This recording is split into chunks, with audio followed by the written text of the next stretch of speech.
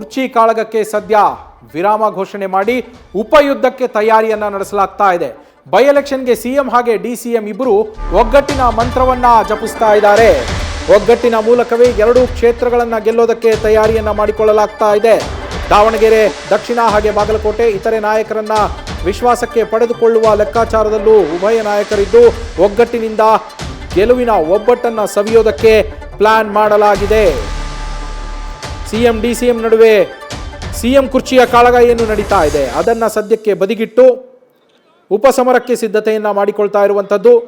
ನಿನ್ನೆ ನಾಮಪತ್ರ ಸಲ್ಲಿಕೆಯ ವೇಳೆ ಕೂಡ ಉಭಯ ನಾಯಕರು ಒಟ್ಟಿಗೆ ಇದ್ದಿದ್ದನ್ನ ನಾವು ಗಮನಿಸಿದ್ವಿ.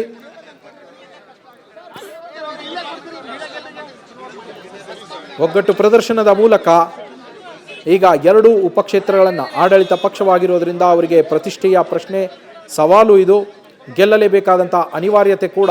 ಹೀಗಾಗಿ ತಮ್ಮ ನಡುವಿನ ಶೀತಲ ಸಮರವನ್ನು ಬದಿಗೊತ್ತಿ ಈಗ ಉಭಯ ನಾಯಕರು ಒಗ್ಗಟ್ಟನ್ನು ಪ್ರದರ್ಶಿಸ್ತಾ ಇದ್ದಾರೆ. ನಮ್ಮ ಪೊಲಿಟಿಕಲ್ ಕರೆಸ್ಪಾಂಡೆಂಟ್ ಶಿವಪ್ರಸಾದ್ ಫೋನಲ್ಲಿ ಜಾಯ್ನ್ ಆಗಿದ್ದಾರೆ. ಶಿವಪ್ರಸಾದ್, ಉಭಯ ನಾಯಕರು ಸಿಎಂ ಡಿಸಿಎಂ ಸದ್ಯ ತಮ್ಮ ಮುನಿಸನ್ನ ಮರೆತು ಎರಡು ಕ್ಷೇತ್ರಗಳನ್ನು ಗೆಲ್ಲುವ ನಿಟ್ಟಿನಲ್ಲಿ ಯಾವ ರೀತಿಯ ಪ್ಲಾನ್ ಅನ್ನ ಮಾಡ್ಕೊಳ್ತಾ ಇದ್ದಾರೆ ಅಂತೇಳಿ?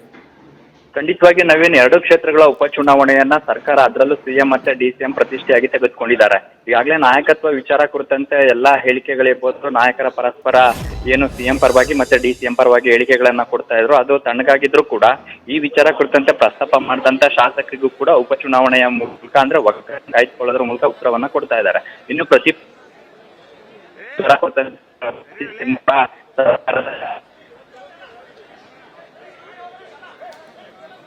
ಮತ್ತೆ ಸಂಪರ್ಕಿಸುವ ಪ್ರಯತ್ನವನ್ನು ಮಾಡೋಣ ಶಿವಪ್ರಸಾದ್ ಅವರನ್ನ.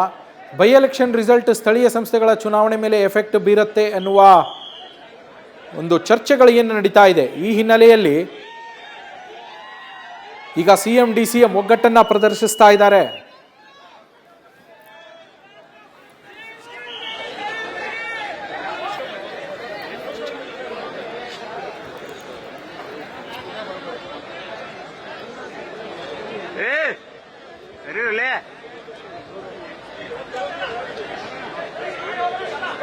ಸಿಎಂ ಸಿದ್ದರಾಮಯ್ಯ, ಡಿಸಿಎಂ ಡಿಕೆ ಶಿವಕುಮಾರ್ಗೆ ಪ್ರತಿಷ್ಠೆಯಾಗಿದೆ ಈ ಬೈ ಎಲೆಕ್ಷನ್. ಎರಡು ಕ್ಷೇತ್ರಗಳ ಬೈ ಎಲೆಕ್ಷನ್, ಉಪಸಮರ ನಡೀತಾ ಇರುವ ಎರಡು ಕ್ಷೇತ್ರಗಳನ್ನು ಕೂಡ ಕಾಂಗ್ರೆಸ್ ಶಾಸಕರ ಕ್ಷೇತ್ರಗಳೇ ಇವು.